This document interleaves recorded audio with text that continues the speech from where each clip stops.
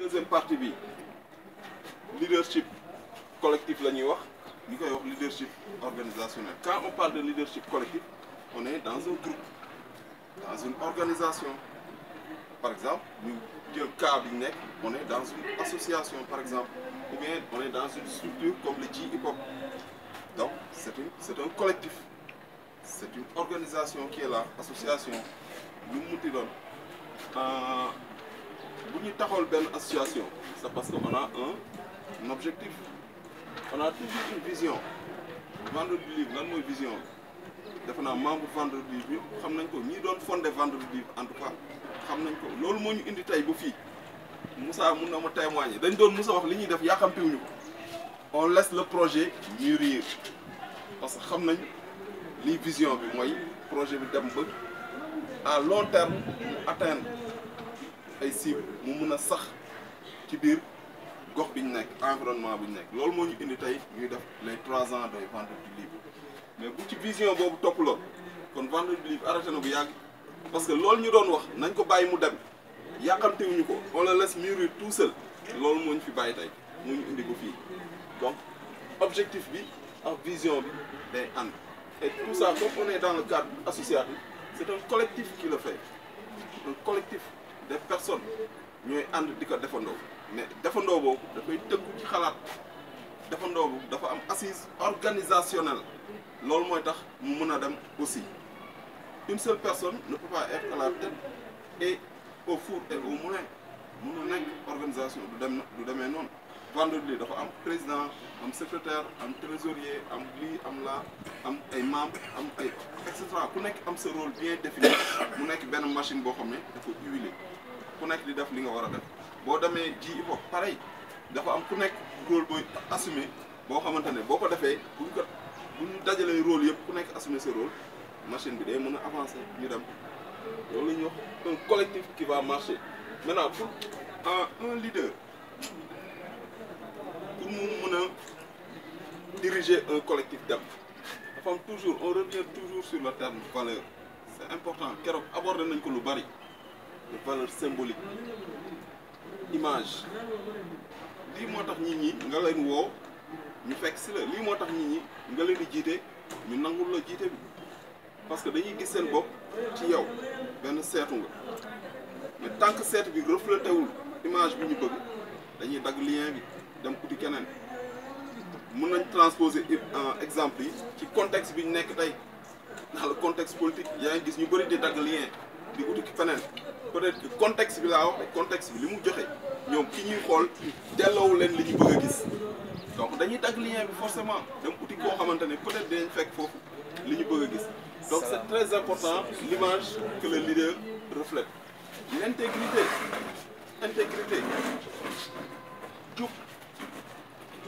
Munoo woo nit ñi tey ñu temps dajale benn affaire nga këpp kees bi daw bu leen woowaat. Yow nga def wala ngay dund benn dund boo xamante ne méngoowul ak ñoom lu ñu gëm. Mooy exemple bi ma joxoon keroog munoo chaque jour nekk leader nit ñi saa yoon rombee da nga mandi. Duñ la topp parce que am na ak valeur yoo xam ne vraiment incarné woo ko quoi. Donc un leader c'est des valeurs. Le leader se mesure à l'aune de la perception que le public a sur lui-même, a sur vous-même. C'est-à-dire nit ñi niñ la gisee noonu ngay mesurer sa leadership. Est-ce que image bu baax lañ am ci yow,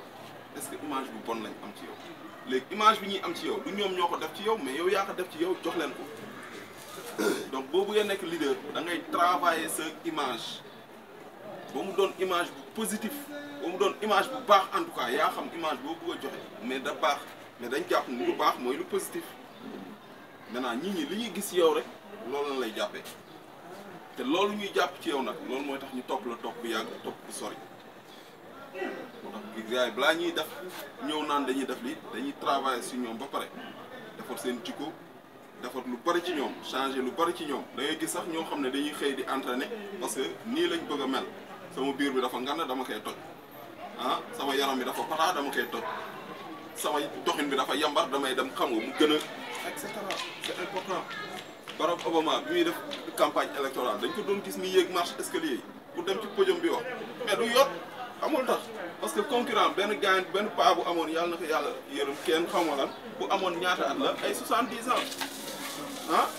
buy dox day moo ko mag foofu léegi il fallait qu'il montre moom en tant que jeune 40 ans et quelques qu'il est dynamique bi yéeg de tak suñu kos bi tey fay xëcc manche yi ñëw taxaw paa bi ñëw takk ay cravate moom mu xëcc def génne kos bi sànni fële ñëw nekk benn boy boo élégant dynamique plein d'énergie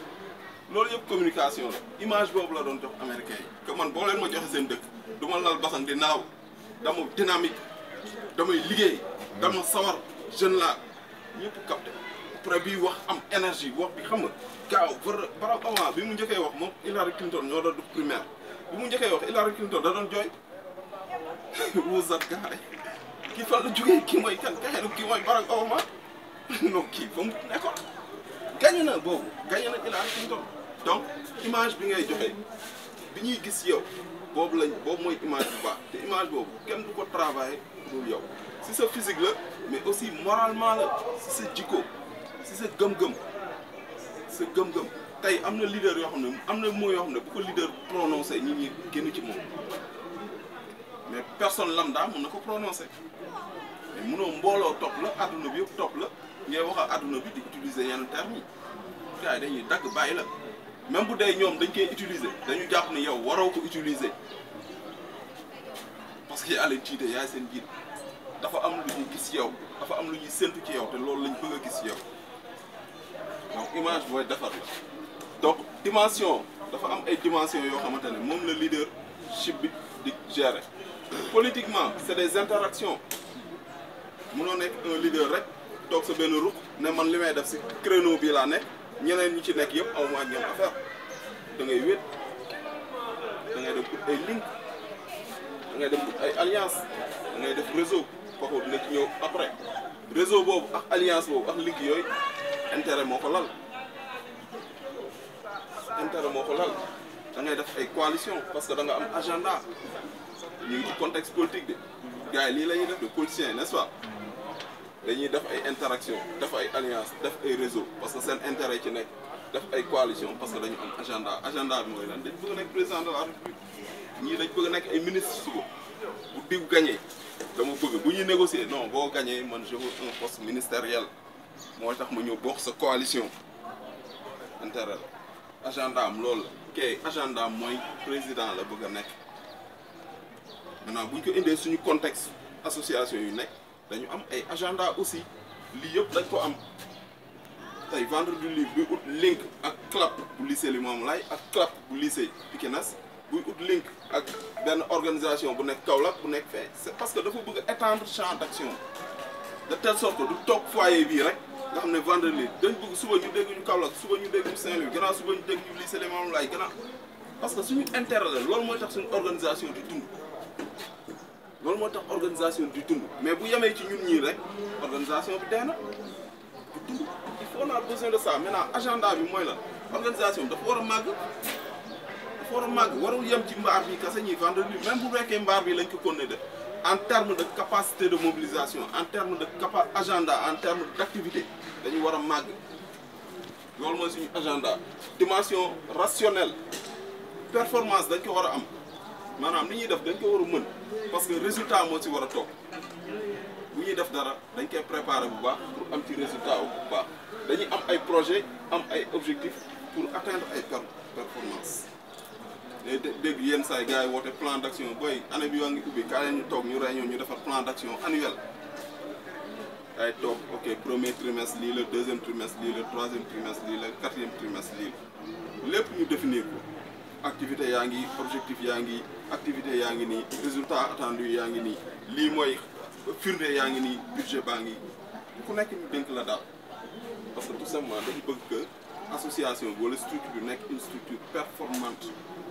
boo xam ne day def di atteindre ay résultats suba gars yi bu ñu ñëwee vendredi libre loolu fi def lan lay wax organiser nañ fi lii firnde la dem nañ fi Kaolack assister benn salon international des langues et cultures firnde la assister kii accompagné nañ Michel mu génne un livre firnde la ana livre baa ngi assister nañ commandant mu génne livre baa ngi et cetera firnde la on a besoin d'être performant. Ah kon dañu naan yéen seen organisation baa ngi liggéey parce que on présente des résultats tangibles palpables yu mën a téye ci loxo boo xam ne kenn mënu ko wéddi yemul ci wax lu ñuy gis la loolu c'est la dimension rationnelle lu xel nangu. beneen bi mobilisation humaine effectivement on a besoin des gens des fois ji hip hop organiser fii fees dell ñoo ñëpp du ñu ay membres ji hip hop mais le fait que ñu ñëw dañuy crédibiliser ji hip hop dañ koy crédibiliser des fois vendredi livre organisé gars yi ñëw mu fees dell mais dañuy crédibiliser mais président association des écrivains du Sénégal moo jógee bureau ñëw ba fii ñu ne ko président ñun projeté mu ne maa leen seet si crédit ëppul loolu ñun ñëpp dañ ne jour boobu la vendredi livre commencé jour boobu lañu officiel loolu dafa ñëwoon pour crédibiliser ñu parce que dafa dégg li ñuy wax mu nekk ci domaine am moom mu jiite képp kiy écrivain biir Sénégal mu bàyyi ay yitteem taal otoom ñëw fekk si ñu loolu c'est une onction donc on a besoin de humainement on a besoin de compétence talent li ñuy def dafa war a nekk ci ñun talent compétence dañ ko war a mën loolu moo tax session yu mel nii association yëpp structure yëpp dañ koy def mooy dañuy def lu ñuy wax des fois ay remise à niveau ay j'ai oublié le terme ay renforcement de capacité membre organisation pour rek ku nekk ci domaine bi nga nekk nga mën ko maîtriser ba nga mën a am compétence bi war ak talent bi war pour mën a def sa liggéey parce que ay aptitude ak ay attitude moo lay jox ñaari te loolu dañ koy cultiver ci nit attitude ak ay aptitude dañ koy cultiver ci nit ba nga xamante ne suba li muy def da koy def ak compétence. beneen mooy leadership et efficacité organisationnelle là c'est à titre individuel un leader bi diriger benn structure war na xalaat boole lii yëpp par rapport ak nit yooyu muy liggéeyal mu jéem leen jox dimension yi yëpp xam ne moom ce qu'il a c'est politique association koñ sax c'est politique des gars yi les associations des femmes là nga xam ne dañ naan ay transformatrices de céréales locales mais c'est politique ah biir kër sax c'est politique njaboot chef de famille association nga yor c'est politique de kër gi dafa am ay opposants am ay membres au pouvoir am société civile am ay militaires lépp a nga fa donc yow mi chef de famille tu dois penser à tout ça boo bëggee sa kër dox sinon gars yi dañ lay complot génne la kër gi de sans pour autant nga génn kër maanaam dañuy nangu chef de famille bi sa loxo yow da ngay nekk foofu rek di taxawaal fekk gàlle bi géré woo ko gars yi nangu coup d'état na nga bu yàgg ah parce que da nga yaakaar da nga yor ay njaboot nii rek c'est fini non c'est politique il faut penser à la dimension politique à la dimension rationnelle à la symbolique surtout tey ñun ñëpp ku nekk ci ñun bëgg nga li la sa pap jox en termes de valeur transmettre ko sa doom transmettre ko doomam keneen c'est important c'est très important sinon day am rupture tey am na ñu mu jaral xeex démb paa bi nii la doon yorey gàlle bi en termes de valeur nga bëgg fi indi contraire bi dañuy simi seen kos simi seen jàllaaba teg fële seen mbaxane xeex ak yow parce que loolu moo fondé famille bi loolu mooy base famille bi c'est des valeurs symboliques du xaalis du dara mais lu nekk ci doomu aadama la gis nañ fi ay famille yoo xam ne famille en termes de xaalis amuñu dara c'est des familles que tout le monde respecte dans le quartier ñëpp a leen rek jox cër lu tax parce que borom famille bi dafa def ci ñoom ay valeurs symboliques ba ñu mën a dund ci seen jàpp seen ngor ku nekk jox leen cër bi mu leen war a jox donc c'est très important ces 4 dimensions là beneen mooy leadership et efficacité organisationnelle ñaari dimension la benn bi produit la benn bi service maanaam suñu association dañ koy jaay mais dañuy rendre service aussi dañ koy jaay mooy lan bëgg nañu nekk association boo xam ne day rayonner ci kii bu mu nekk ci gox bi mu nekk environnement bu mu nekk day rayonner comme produit marchandise booy jaay association bi loolu la de tey bu ñu ñëwoon vendredi libre allez chaque vendredi libre ñu teg fii ay bière fii biñ fii sum-sum fii kaana gars yi kaay ñu vendredi on donne pas une bonne image de notre association suba bu ñu wootee gars yi dañ ñëw parce que ñun suñu produit niñ ko emballé baaxul nekkuñu di ko jaay bëgguñu ko jaay wala n'est-ce pas. Maintenant dafa am lu ñuy wax le triangle de la pédagogie dafa am savoir faire savoir être ñett yooyu foog mu daje ci doomu aadama nekk koo xamante ne fu muy évoluer da ci mën a nekk à l'aise pour dem ci kanam. savoir faire